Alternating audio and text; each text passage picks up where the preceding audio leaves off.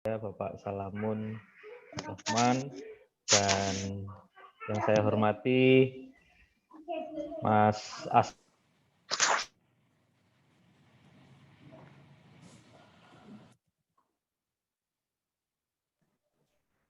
Mute Pak Indra. Saya ulang ya.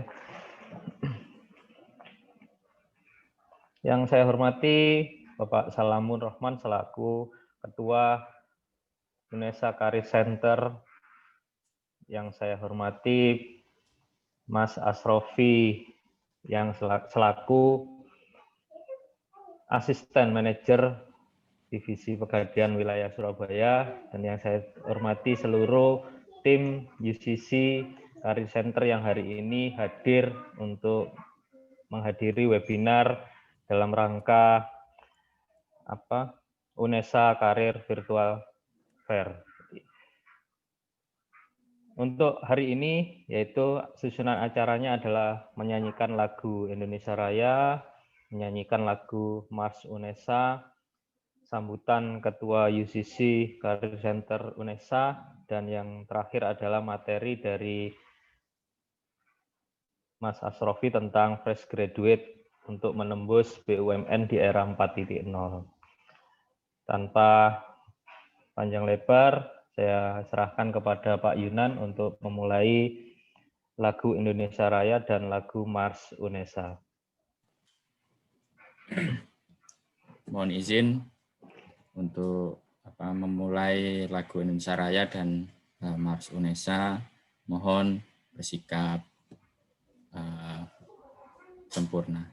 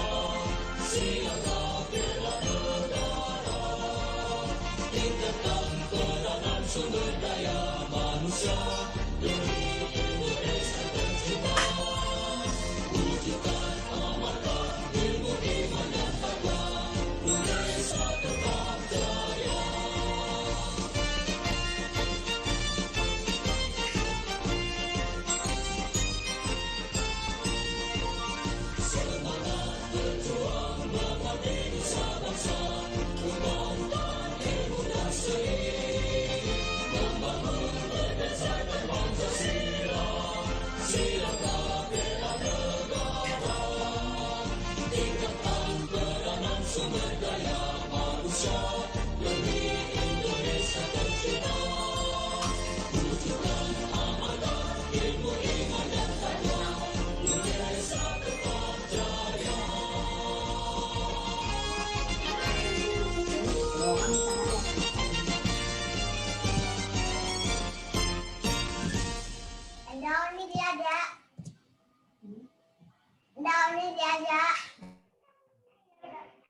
Terima kasih Pak Yunan. Kita lanjutkan untuk acara berikutnya, yaitu sambutan dari Ketua UCC Career Center UNESA kepada Bapak Salamun Rohman. Kami persilakan.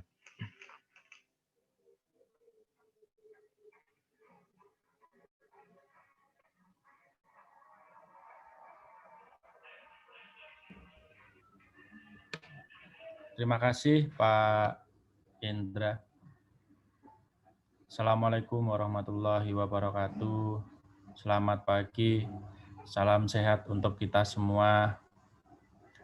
Om Swastiastu dan Namo Buddhaya, salam kebajikan. Yang saya hormati dan saya banggakan narasumber pada pagi hari ini, yaitu Bapak Muhammad As Sofi Trianugraha, selaku Asisten Manajer Deputi Surabaya 1 dari PT Pegadaian. Nih, kalau PT Pegadaian biasanya mengatasi masalah tanpa masalah ya. Benar, Pak. Kalau katanya Pak Rektor harus banyak-banyak ketawa Pak Indra ya, biar imunnya nambah ya. Saya sudah isolasi 2 minggu, insya Allah minggu depan sudah bisa ke kampus lagi, insya Allah. Alhamdulillah.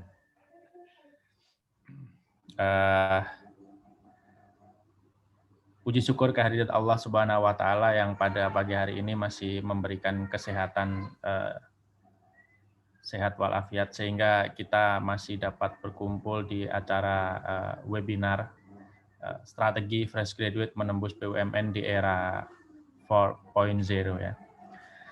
Yang saya hormati Bapak Ibu, khususnya Ketua Panitia UNESA Virtual Career Fair, Pak Lutfi Saksono, SPD MPD, beserta timnya. Yang saya hormati Bapak Ibu tim UNESA Career Center. Yang kami banggakan teman-teman peserta webinar pada pagi hari ini yang sudah meluangkan waktunya.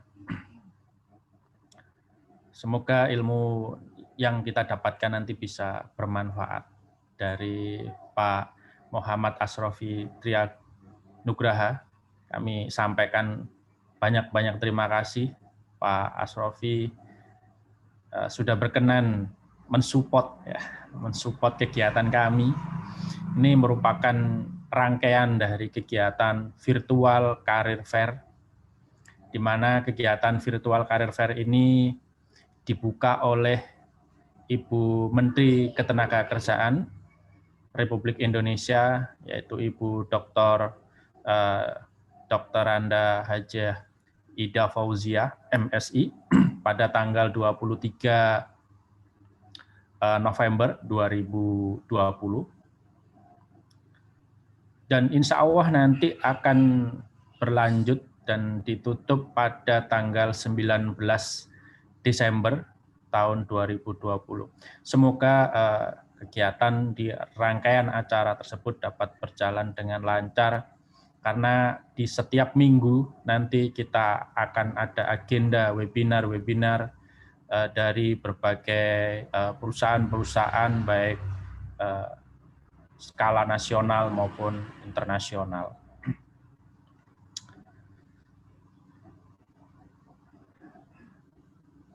Adik-adik, teman-teman yang telah bergabung di acara webinar ini, semoga nanti webinar ini dapat memberikan pencerahan kepada teman-teman, terutama alumni dan calon alumni, ya, karena ini sangat bagus sekali topiknya, yaitu strategi fresh graduate menembus BUMN di era 4.0. Terima kasih.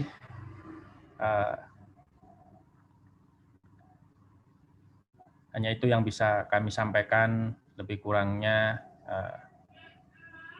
kami haturkan mohon maaf yang sebesar-besarnya. Demikian Pak Indra yang bisa kami sampaikan. Waktu kami kembalikan ke Pak Indra selaku moderator atau MC. Terima kasih Pak Salamun, semoga sehat selalu dan bisa segera bergabung dengan tim. Oke, menginjak acara selanjutnya untuk materi dari pemateri Bapak Asrofi. Sebelum kita memulai acara hari ini, kita bisa berdoa ya, semoga kita selalu diberikan kesehatan, keselamatan, dan kesuksesan, dan semoga apa yang diberikan hari ini menjadi bermanfaat bagi kita semua, dan semoga adik-adik semua yang ikut hari ini diberikan kesuksesan dan berikan ilmu yang bermanfaat untuk pengembangan karir di masa yang akan datang. Berdoa menurut kepercayaan dan keyakinannya masing-masing. Berdoa dimulai. Bismillahirrahmanirrahim.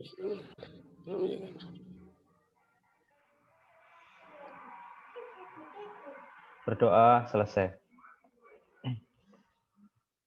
Terima kasih atas perhatian hari ini, dan selanjutnya waktu dan tempat kami persilakan kepada pemateri Bapak Asrofi Trianugrah yang akan menjelaskan tentang bagaimana seorang fresh graduate untuk menembus BUMN di era 4.0 melalui Pegadaian.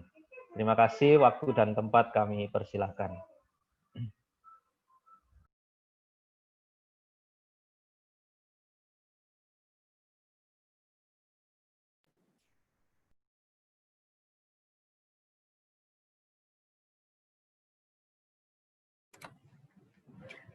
Terima kasih atas kesempatannya. Assalamualaikum warahmatullahi wabarakatuh. Selamat pagi teman-teman semua. Masih semangat ya pada pagi hari ini? Selamat pagi.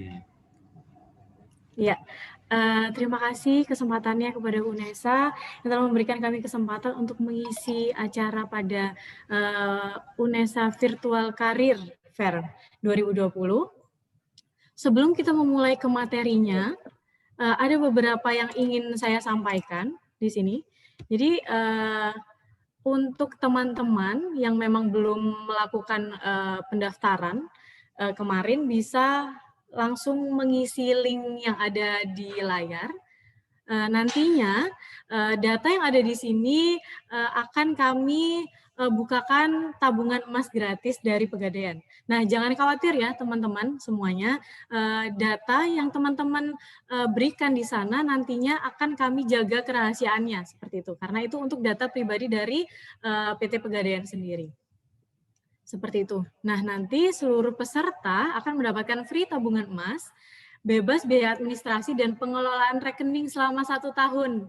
Nah, biasanya memang di Pegadaian untuk pembukaan tabungan emas ada biaya-biayanya.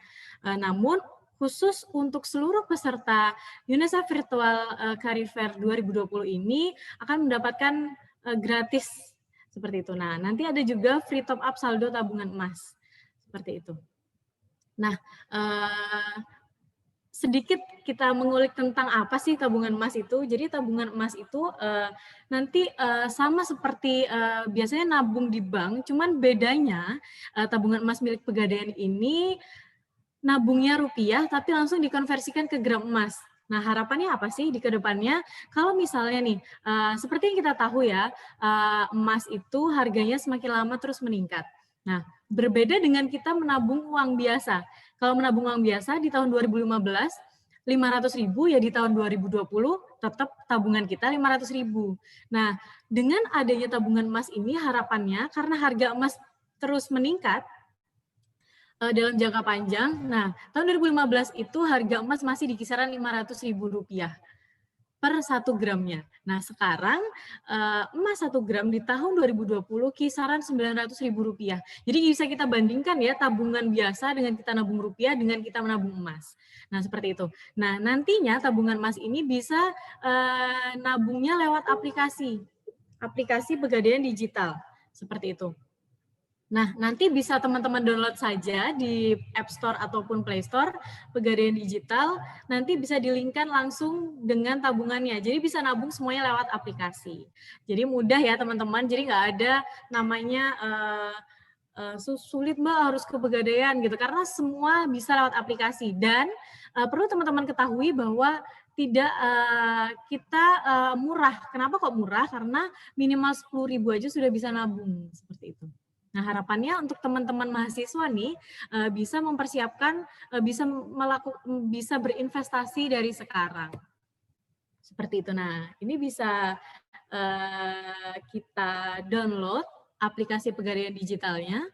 Jadi nanti download aplikasi Pegadaian Digital, terus registrasi, di kolom bawah ada registrasi, input data diri dan nomor HP, nanti ada kode OTP yang akan dikirimkan melalui SMS, lalu nanti tinggal input saja alamat email dan password-nya, nanti lakukan verifikasi melalui email dan login kembali pada aplikasi. Jadi semudah itu, agar teman-teman tahu nih, meskipun misalnya masih mahasiswa, kita harus bisa tahu nih, investasi itu yang mudah, yang murah itu seperti apa. Nah, selanjutnya materi-materi tentang investasi, lalu juga nanti akan ada materi tentang peluang kerja yang ada di BUMN. Kebetulan ini di Pegadaian gimana sih caranya bisa kerja di BUMN seperti itu. Nah, semuanya nanti akan dijelaskan oleh pemateri kita pada pagi hari ini, yaitu Bapak Muhammad Asofi. Kepada Bapak Muhammad Asofi dipersilakan. Baik, terima kasih Bu Rizka. Assalamualaikum warahmatullahi wabarakatuh. Yang saya hormati Pak Salamun selaku Ketua dari UNESA Virtual Career Fair 2020. Kami hormati juga Pak Yunan beserta Pak Indra selaku panitia dari UNESA Career Fair Virtual Career Fair 2020. Sebelum saya mau ke materi, sedikit saya akan menyetel video kompronya tentang Pegadaian.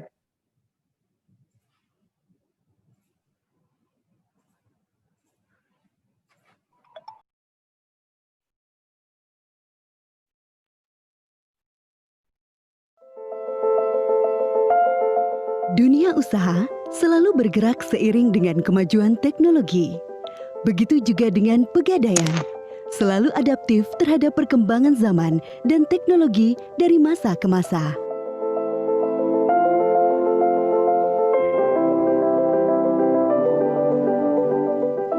Perseroan senantiasa memegang teguh dan menjaga tradisi inovasi agar perusahaan selalu memberikan solusi sesuai tagline, mengatasi masalah tanpa masalah.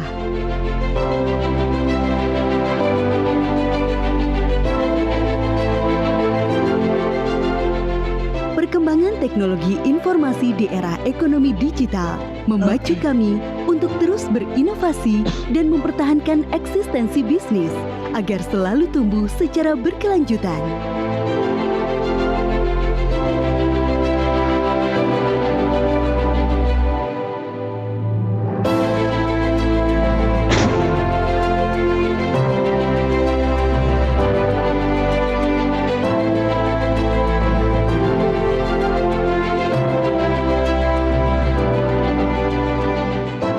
Pegadaian kini memasuki era dan peran baru melalui transformasi perusahaan yang mencakup transformasi kultural dan digital untuk mewujudkan visi menjadi the most valuable financial company di Indonesia dan sebagai agen inklusi keuangan pilihan utama masyarakat.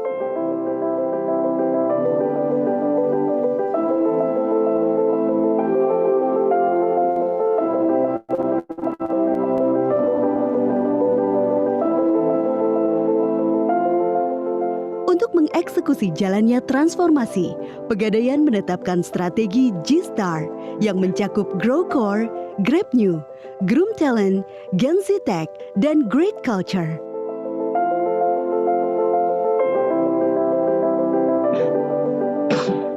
Perubahan adalah suatu keharusan agar perusahaan tetap tumbuh dan berkembang di tengah dinamika bisnis dan kompetisi yang semakin ketat.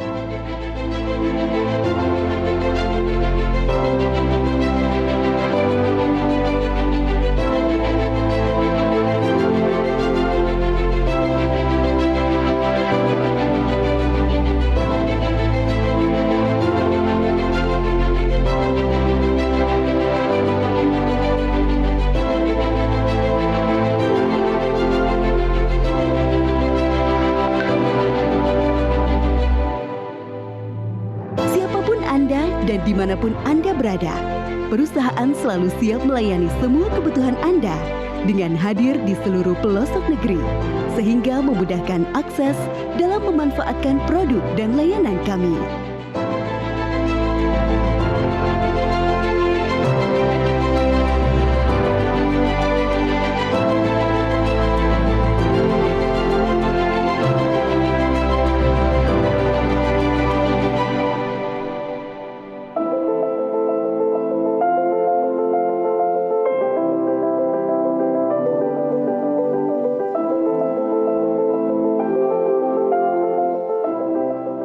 Beragam produk dan layanan kami hadirkan sebagai solusi kebutuhan Anda.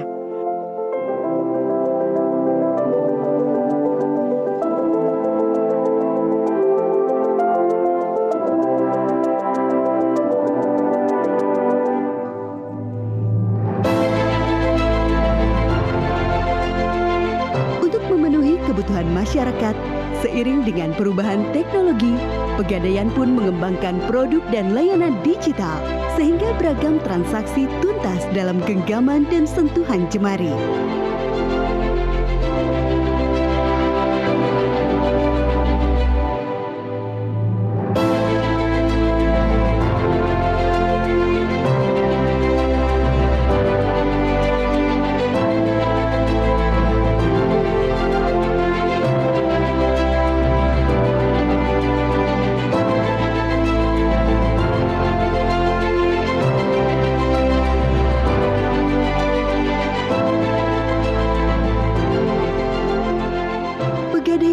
Menorehkan pencapaian dan prestasi buah dari kerja keras sebagai wujud komitmen dalam memberikan layanan terbaik kepada masyarakat.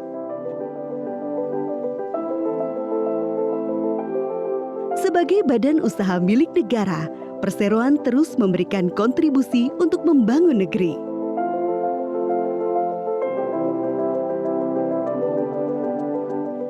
Perseroan juga senantiasa berkomitmen penuh untuk melaksanakan tanggung jawab sosial kepada masyarakat.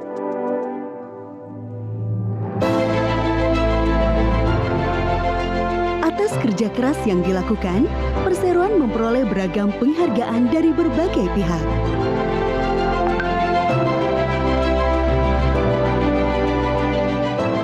Pegadaian akan terus hadir untuk melayani dan membangun negeri. Pegadaian, mengatasi masalah tanpa masalah.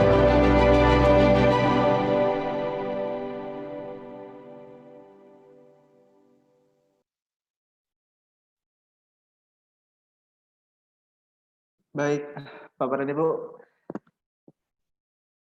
Tadi sedikit tentang video komplo tentang Pegadaian. Kita langsung ke materi Bapak dan Ibu. Jadi nanti kepada rekan-rekan ya, saya panggilnya untuk teman-teman mahasiswa yang ingin bertanya nanti bisa langsung di kolom chat. Nanti kita akan jawab satu persatu dari tim kami. Dan jika memungkinkan nanti kita akan interaktif tanya jawabnya. Saya akan izin share untuk materinya.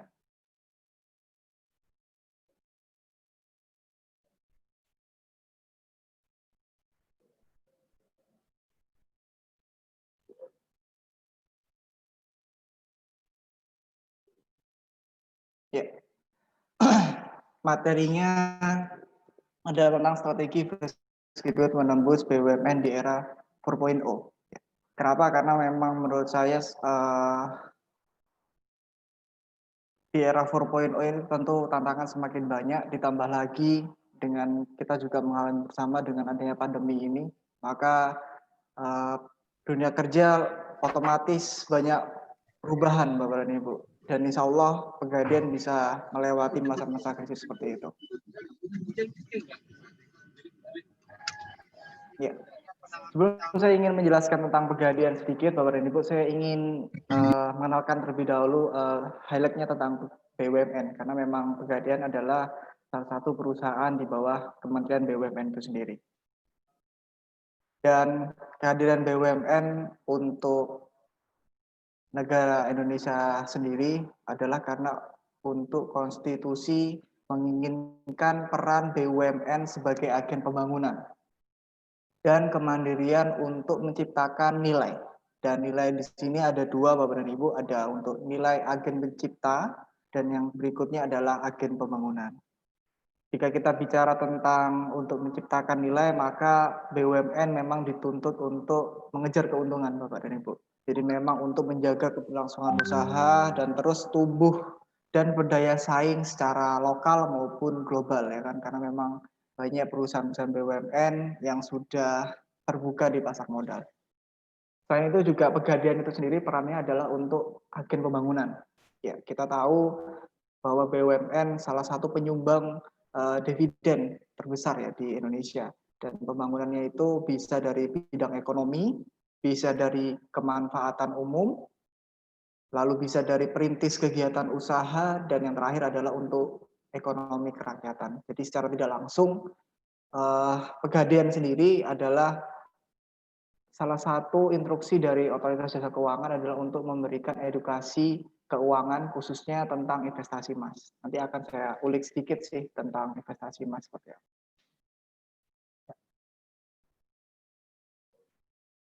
Dan ini adalah keluarga besar dari BUMN, Bapak dan Ibu. Jadi kita punya sekitar 143, mungkin ini bisa bertambah atau gimana, karena memang sekarang di BUMN sudah mulai banyak melakukan holding, Bapak dan Ibu, atau mengelompokkan satu bidang yang sama.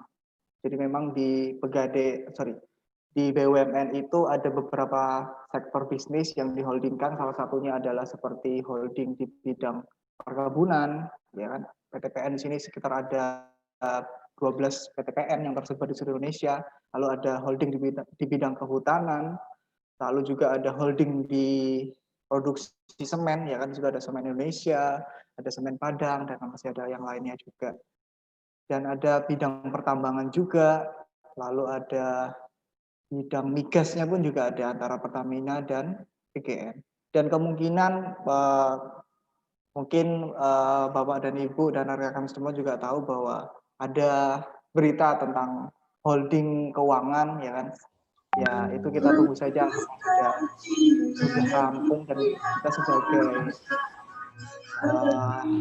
perusahaan di bawah BUMN ya apa instruksi dari kementerian untuk kita akan laksanakan.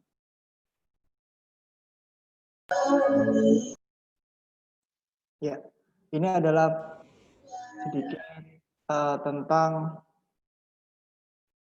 keuangan BUMN yang kokoh dan kuat. Jadi kinerja dari BUMN sendiri terus tumbuh dan tak henti melayani negeri, Bapak dan Ibu. Jadi total aset total dari BUMN di tahun 2018 itu sekitar 8.092 triliun, ya kan?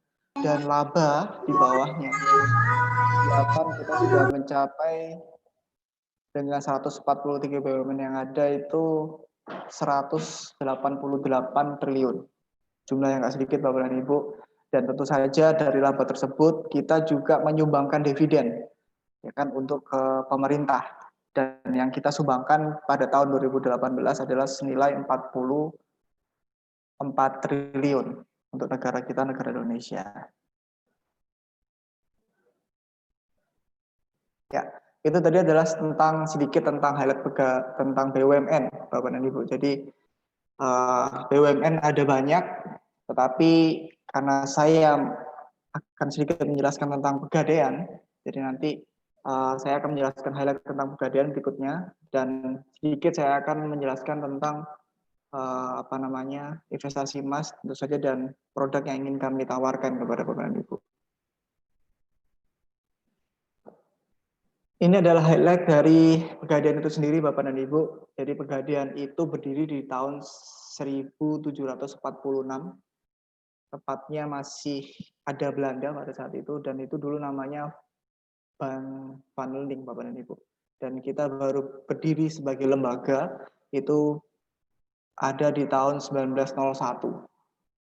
Dan itu berada di Sukabumi Bapak dan Ibu.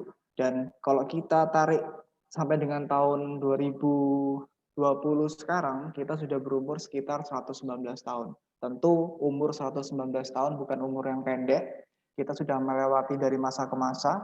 Kita pernah menjadi namanya jawatan, perusahaan jawatan. Lalu kita juga pernah menjadi PN dari PN ke Perjan. Lalu kita juga pernah melewati dari Perjan ke Perum, dan yang terakhir adalah kita menjadi PT saat ini Bapak dan Ibu. Jadi Persero saat ini. Dan tentu saja kalau kita bicara tentang Persero, maka kita bicara tentang profit oriented. Jadi latar belakang dari Pegadaian awalnya adalah untuk mencegah yang namanya ijon dan rentenir Bapak dan Ibu. Dan yang kedua adalah untuk meningkatkan kesejahteraan masyarakat. Dan yang ketiga untuk mendukung program pemerintah di bidang ekonomi itu sendiri.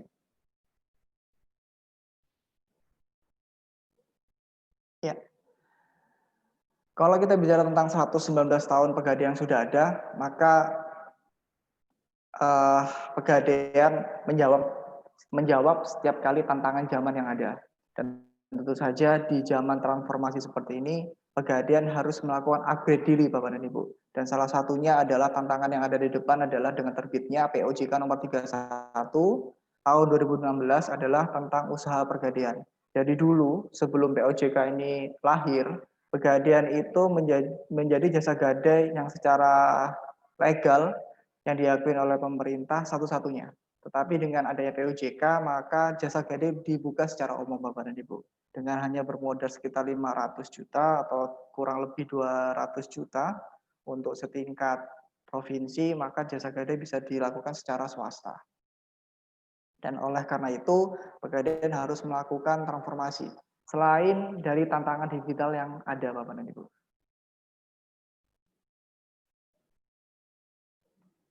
Ya. Pegadaian melakukan transformasi, tentu saja kita memiliki beberapa step. Step yang kita lakukan adalah saat ini adalah ada 4 step: fokus bisnis, yang kedua adalah model operasional, yang ketiga adalah channel penjualan, yang berikutnya adalah fokus nasabah. Jadi kalau kita berkaca pada saat ini, Pegadaian adalah institusi pinjaman gadai, dan nantinya jika transformasi ini kita lakukan secara berkesinambungan dengan RJPP yang ada dilakukan oleh BOD, maka instansi gadai dan jasa keuangan lainnya dengan penambahan portofolio baru seperti digital lending dan fee-based.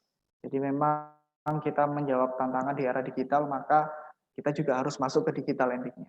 Berikutnya adalah tradisional atau paper basic dan berdasarkan kepada penaksir atau barang jaminan. Jadi di Pegadaian itu ada yang namanya penaksir. Jadi penaksir ini adalah fungsinya untuk menaksir barang gudang maupun barang kantong yang ada di Pegadaian.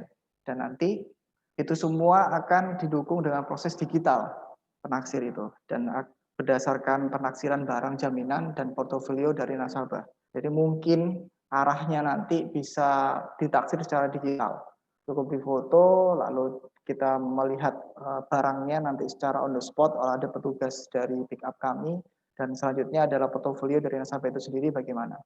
Dan yang berikutnya adalah channel tunggal. Jadi memang Pegadaian saat ini punya beberapa outlet offline, dan kurang lebih tadi kalau di video kompro ada 4.123 sekian outlet. Kalau di Kanwil Surabaya ada sekitar 400 outletan yang tersebar dari Banyuwangi, Pulau Madura sampai dengan di Pacitan. Maka dari channel-channel offline yang ada kita akan perkuat lagi dengan multi channel yang ada. Cabang sudah ada, maka kita kuatkan lagi namanya sales, ada sales force. Tentu nanti kita juga ada agen sebagai mitra kerjasama kita, dan yang terakhir adalah digital. Ya. Dan mau nggak mau Pegadaian memang image-nya adalah fokus kepada masyarakat menengah ke bawah, karena memang Pegadaian diinstruksikan adalah untuk membantu perekonomian untuk masyarakat yang kurang mampu, misalnya seperti itu. Dan nantinya Pegadaian akan memiliki peran yang lebih besar Bapak dan Ibu, yaitu untuk masyarakat menengah ke bawah serta tentunya masyarakat menengah ke atas. Nah, ini akan saya ulas sedikit nanti. Kenapa kok Pegadaian bisa menawarkan untuk masyarakat menengah ke atas? Apakah produk Gadai itu bisa? Apakah produknya hanya Gadai saja? Nanti akan saya jelaskan sedikit. Ya, ini adalah roadmap dan inisiatif strategis untuk mewujudkan visi dan misi dari 2008 sampai 2019 adalah Digitize, yaitu adalah menjadi perusahaan fully financial service berbasis digital. Lalu yang berikutnya tahun 2020-2021 adalah kita fokus membangun skala bisnis pembiayaan digital dan akses pada pasar modalnya Bapak dan Ibu. Dan yang terakhir di tahun 2002 dan 2023 maksud saya, sudah menjadi perusahaan finansial terbaik dan sebagai agen inklusi keuangan. Dan ini adalah salah satu visi dari misi Pegadaian adalah menjadi the most valuable financial company dan menjadi agen inklusi pilihan utama masyarakat Indonesia. Dan langkah-langkah yang kita lakukan juga dari 2019 sudah ada penguatan kapabilitas, lalu 2020 kita penguatan diversifikasi produk dan SDM yang profesional, dan yang 2021 peningkatan skala bisnis, 2022 adalah institusi multi finance, dan yang terakhir nanti 2023 adalah institusi multi finance dengan layanan keuangan lengkap dan aksesibilitas yang sangat mudah nantinya. Ya, tadi di 2019 kita tahu bahwa Pegadaian ingin mengupgrade untuk SDM. Maka ini yang nantinya mungkin kepada rekan-rekan dari mahasiswa maupun yang sudah alumni dari UNESA, karena sedikit saya cerita tentang diri saya. Tadi saya lupa untuk mengenalkan diri saya adalah alumni juga dari Universitas Negeri Surabaya.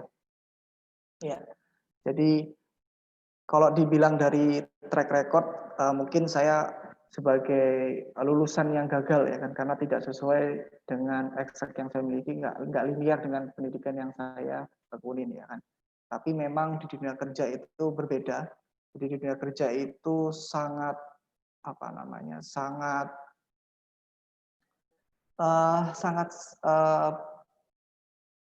perubahan itu sangat sering ya kan. Tergantung dari kesiapan dari diri kita, apakah kita mau beradaptasi atau tidak.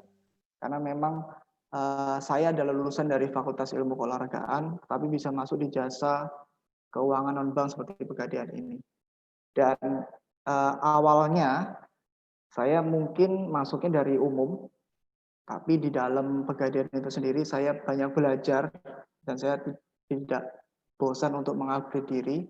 Jadi memang kepada rekan-rekan yang merasa bahwa aduh saya kayaknya nggak mungkin bakat lah di Pegadaian, saya nggak mungkin punya kemampuan lah kerja di perusahaan BUMN karena mungkin saya nggak mampu atau gimana, nggak sesuai dengan bidang saya atau gimana. Jangan berkecil hati rekan-rekan semuanya, karena memang kesempatan itu ada sesuai dengan tantangan yang ada pada saat itu juga. Tergantung kita mau belajar atau tidak. Jadi memang kesempatan selalu ada, tinggal kita berani ngambil atau tidak. Dan di Pegadaian itu ada dua rekrutmen yang ada nantinya, namanya adalah SDP dan MDP. SDP ini adalah untuk intern dan MDP adalah untuk ekstern. Jadi memang SDP adalah untuk staff development program, yaitu untuk peningkatan karir dari insan-insan Pegadaian yang ada di dalam. Jadi untuk mengupgradekan diri, naik ke grade yang lebih tinggi di atasnya. Dan untuk yang MDP adalah untuk manajemen development program, adalah untuk merekrut teman-teman yang berasal dari eksternal. Dan ini nantinya dia sudah direkrut menjadi tenaga-tenaga ahli yang sudah disiapkan oleh Pegadaian. Jadi untuk MDP ini nanti direkrut sudah setara middle, jadi nanti dia bisa menjadi seorang pranata, bisa menjadi seorang ada seperti marketing eksekutif atau enggak yang lainnya.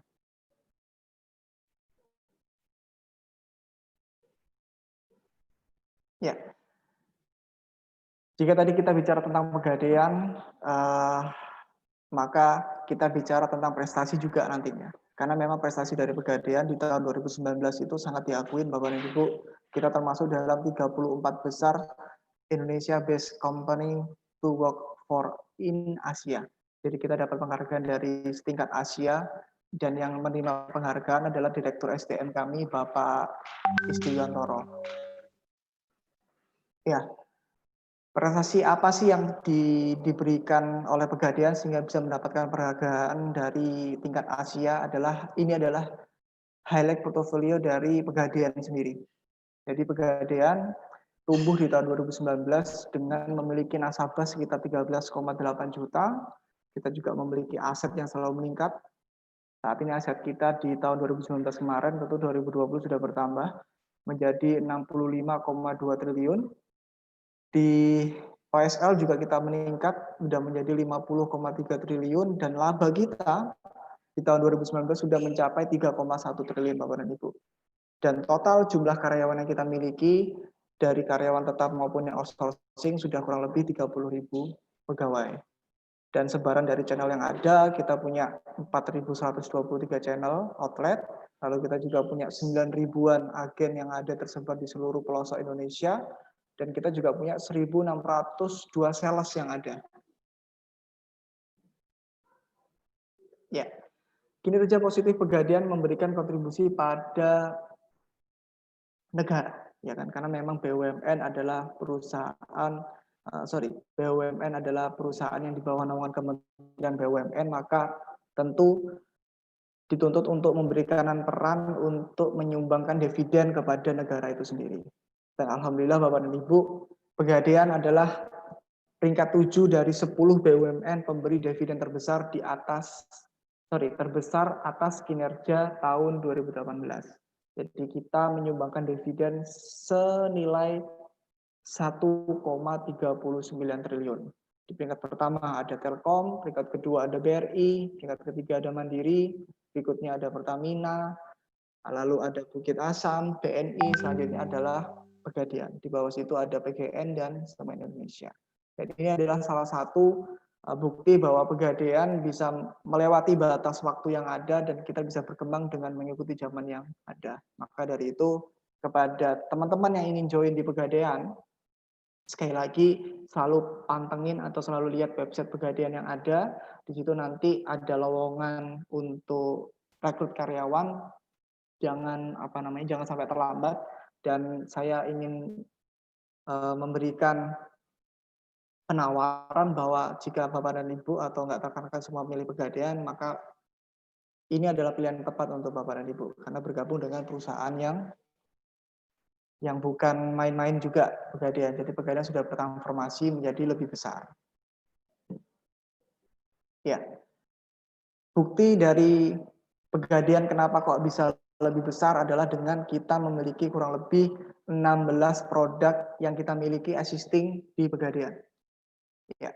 Kalau tadi saya bilang Pegadaian hanya melayani untuk masyarakat menengah ke bawah, tetapi saat nanti Pegadaian bisa, dan saat ini maksud saya, sampai dengan nanti di 2023 RJBP-nya, Pegadaian bisa memberikan layanan untuk masyarakat menengah ke atas.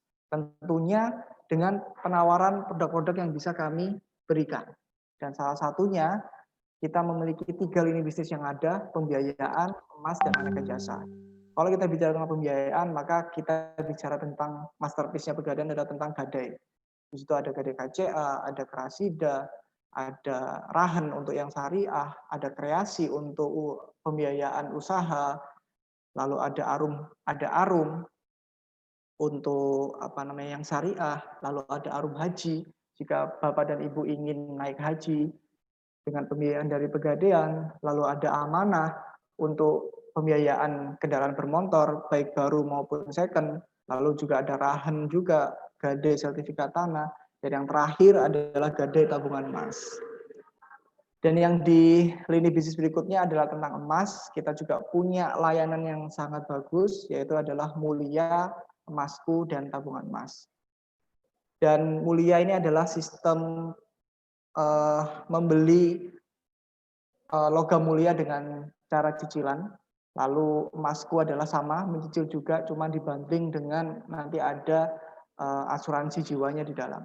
Lalu yang ketiga yang lagi booming dan ini lagi saya gencarkan di banyak perusahaan, baik perusahaan swasta maupun negeri maupun institusi pendidikan seperti di UNESA. Karena kemarin saya baru saja bertemu dengan bidang kerjasama rektorat di UNER, kita lagi nge-raise juga acara untuk gimana sih untuk memberikan grabbing tabungan emas untuk Civitas di UNER. Dan nanti saya harapkan karena saya sebagai alumni UNESA juga lebih dulu jalan seperti itu.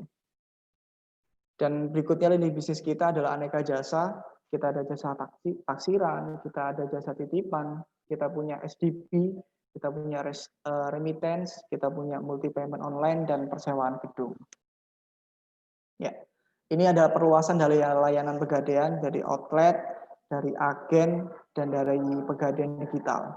Dan fungsinya itu semua adalah untuk perluasan layanan, baik layanan yang tadi dari pembiayaan, maupun dari emas, maupun dari aneka jasa yang ada.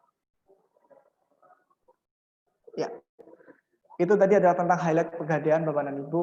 Jadi sekali lagi saya mau sampaikan bahwa jika ada kesempatan berkarir di pegadaian, jangan sampai dilewatkan dan pantengin terus sekali lagi websitenya pegadaian. Jika nanti sudah ada lowongan, jangan lupa sampai untuk mendaftarkannya. Dan sekali lagi jangan berkecil hati karena memang kita lulusan pegadaian ya kita ya kan, saya karena lulusan pegadaian, lulusan dari UNESA mampu bersaing kok seperti itu. Dan pegadaian adalah sahabat keuangan Anda. Ini akan saya jelaskan, akan saya ulas sedikit ya kan, karena pegadaian sekarang sudah lebih dekat kepada masyarakat, produk-produknya sudah memberikan solusi kepada masyarakat, tidak hanya menengah ke bawah tapi menengah ke atas juga. Ya, tentu Pegadaian menjadi salah satu perusahaan BUMN yang ditunjuk OJK untuk memberikan edukasi tentang pentingnya berinvestasi, lalu amannya berinvestasi seperti apa. Maka kita menawarkan nih untuk mengatur keuangan Bapak dan Ibu, khususnya bagi mahasiswa-mahasiswa juga ini. Mungkin bisa dicontoh salah satu bagan keuangan yang bisa dicontoh. Jadi jika pendapatan kita sekitar 100%, maka kita perlu plot-plot pembagiannya sesuai dengan keuangan yang sehat seperti apa. 5% kita bisa menabung, lalu 10% kita bisa berinvestasi, 10% untuk gaya hidup, ya kan, yang pingin ke mall, yang pingin jalan-jalan, yang pingin ke kafe, lalu yang 5% untuk zakat dan sosial, yang 5% untuk dana darurat, dan yang 5% selanjutnya adalah untuk premi asuransi, karena memang kita perlu premi asuransi jiwa jika terjadi sesuatu pada diri kita. Dan yang terakhir adalah kita menyiapkan untuk biaya hidup dan cicilan sekitar 60%. Saya akan fokus di 10% yaitu tentang investasi, Bapak Ibu. Kenapa sih investasi itu penting dan bisa dilakukan sejak dini, khususnya dari mahasiswa, teman-teman yang sudah siap untuk kembali ke masyarakat, untuk masuk ke dunia kerja, dan mungkin nanti akan berumah tangga. Jadi investasi itu penting, ada 3 hal. Yang pertama adalah untuk mengantisipasi tingkat inflasi yang ada. Jika inflasi kita per tahunnya rata-rata sekitar 5%, maka kita perlu mempersiapkan itu agar keuangan atau harta yang kita miliki jangan sampai tergerus yang namanya inflasi. Karena inflasi itu akan menggerus dari keuangan kita jika kita tidak mengalokasikan investasi keuangan kita dengan benar. Dan yang berikutnya adalah masa produktif dan masa tidak produktif. Tentu kalau bicara tentang saat ini adalah masa-masa yang masih muda seperti rekan-rekan mahasiswa, pasti produktif ya. Karena memang lagi semangat-semangatnya kerja, lagi semangat-semangatnya belajar, lagi semangat-semangatnya ingin mencari peluang. Ini adalah masa-masa produktif. Tetapi kita juga perlu menyiapkan di masa-masa yang tidak produktif. Di saat nanti kita sudah pensiun, di saat nanti kita sudah mungkin menua dan tidak lagi bisa kompetitif untuk bersaing, maka kita perlu melakukan investasi agar kita memiliki yang namanya passive income. Dan yang ketiga adalah potensi keuntungan itu sendiri. Jadi kita perlu menyiapkan aset investasi yang baik, yang dapat memberikan potensi keuntungan di masa depan maupun potensi tambahan penghasilan. Nah, lalu kalau kita sudah tahu pentingnya investasi, maka ini adalah sedikit tips untuk membeli investasi yang baik. Yang pertama adalah Bapak dan Ibu, sesuaikan dengan profil risiko diri kita sendiri. Sesuaikan dengan pemilihan investasi dengan tujuan keuangan yang ada. Yang pertama kita sesuaikan dulu dengan profil risiko apa yang ingin kita ambil, kita sesuaikan dengan profil keuangan yang kita miliki, lalu kita sesuaikan dengan tujuan apa yang ingin kita kejar. Yang kedua adalah pahami resiko apa yang akan kita ambil. Karena prinsip dari investasi itu adalah high risk, high return. Semakin tinggi memberikan keuntungan, maka semakin tinggi juga resiko yang akan kita ambil. Maka kita harus bijak untuk memilih investasi apa yang ingin kita pilih. Dan yang ketiga adalah ragamkan. Investasi itu banyak. Kalau di zaman dulu mungkin hanya tanah, sawah, emas, itu aja. Tetapi di zaman sekarang sudah ada namanya saham, ada yang namanya obligasi, ada yang namanya dana reksa, ada properti juga ada. Properti bisa dari tanah, bisa apartemen, bisa rumah, ya kan?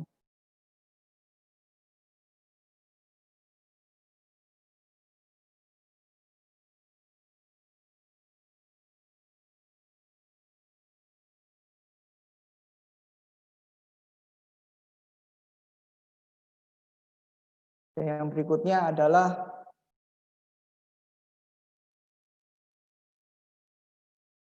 pilih aset investasi dengan potensi keuntungan dan risiko yang wajar. Kenapa kok saya bilang wajar? Karena untuk pemula yang mungkin baru belajar berinvestasi, maka kita perlu belajar cara berinvestasi yang baik.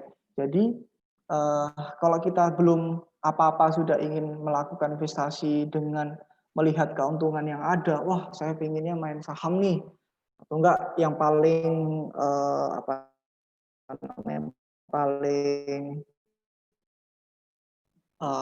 yang paling ekstrim ya kan, saya bilang paling ekstrim karena memang ini resikonya besar, yaitu adalah main di forex misalnya, main di indeks harga untuk Aussie maupun dolar misalnya seperti itu. Karena saya dulu zaman mahasiswa lagi gencar-gencarnya belajar itu dan saya join waktu itu. Tapi kembali lagi waktu itu saya nggak mau belajar, saya luar biasa. Saya kumpulin, pinginnya saya nanti buat nikah, buat untuk persiapan nanti saat saya sudah lulus, saya udah pegang uang, akhirnya lenyap semua. Ya, saya harap rekan-rekan semua harus bijak untuk memilih investasi itu. Dan yang kelima adalah pelajarin. Ya, kalau tadi saya sudah cerita bahwa saya nggak mau belajar, saya pakai broker, jangan dicontoh seperti itu. Apapun instrumen yang kita pilih, kita harus pelajari dengan seksama. Ya. Investasi ada banyak, Bapak dan Ibu tadi sudah saya jelaskan satu persatu. Kalau kita lihat diagram dari haritan itu ada, semakin tinggi kita pertimbangkan. Karena juga saham ini memiliki potensi risiko yang tinggi, misalnya seperti itu. Di bawah itu ada properti juga tinggi. Kenapa kok bisa properti tinggi? Karena memang properti nggak liquid, ya kan, susah. Kita butuh uang saat ini, kita jual properti saat ini juga nggak bisa, ya kan, kita butuh proses seperti itu. Dan kalau kita lihat dari bawah, di situ ada instrumen dari tabungan, deposito, reksadana, dan emas.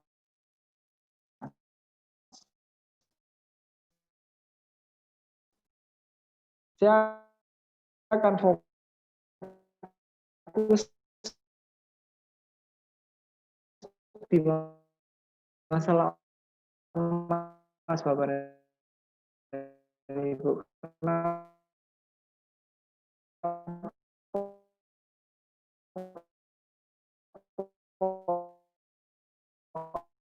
ada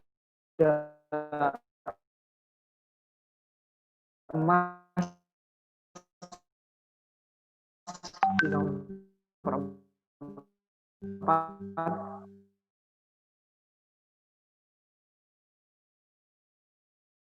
di tengah-tengah